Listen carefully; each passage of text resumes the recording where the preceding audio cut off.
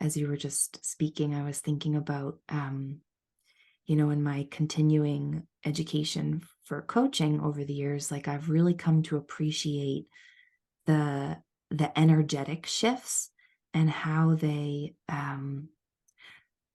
support a client in accessing the core of what they want, noticing the shifts in clients' energy, or the volume with which they speak, or the tone with which they speak, or changes in their facial movements, or their hands, or crinkling of their eyes, or their mouth into a smile. And just how much, you know as coaches, sometimes I think we just create space through silence, but there's so much wisdom in the silence if we're willing to really tune in and sit with it, and allow our clients knowing to emerge and look for the hints in whatever way, shape, or form they emerge. Yeah. Yep.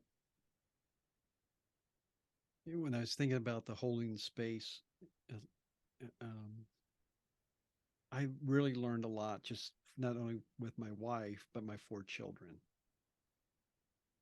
I don't have to fix things. With my kids especially, and my wife, if there's something I want to, I'm a fixer. Let's fix this. And I would get frustrated with my kids mostly, especially when they were teenagers. But then all of a sudden it dawned on me, their their friends kind of did the same things, and I was so much more patient with them, and I gave so much more grace and space for them, but not for my own kids.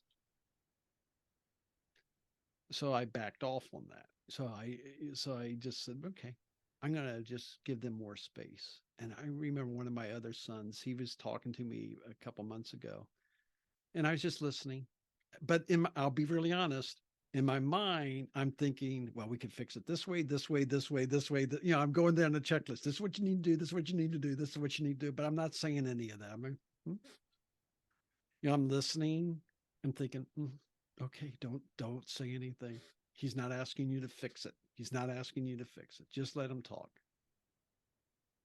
And then he looked at me and says, I know you don't want to tell me how to fix it, but I really need you to.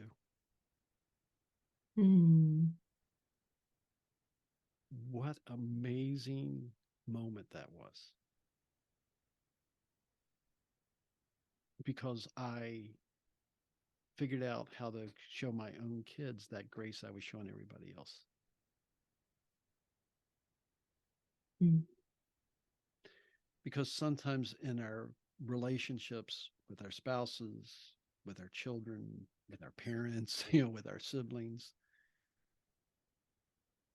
we don't show as much grace. I don't know if it's the proximity or that we think we should know better. I don't fully understand why. Why would we not show the same grace that we would show a stranger? And there's a lot of practice that you can have in your own home about how to be a safe person. So, so I appreciated that moment with my son. What a beautiful, example of all of the work that you had done in order to get to that place where you could give the space and the grace for your son to really ask for what he needed versus decide for him.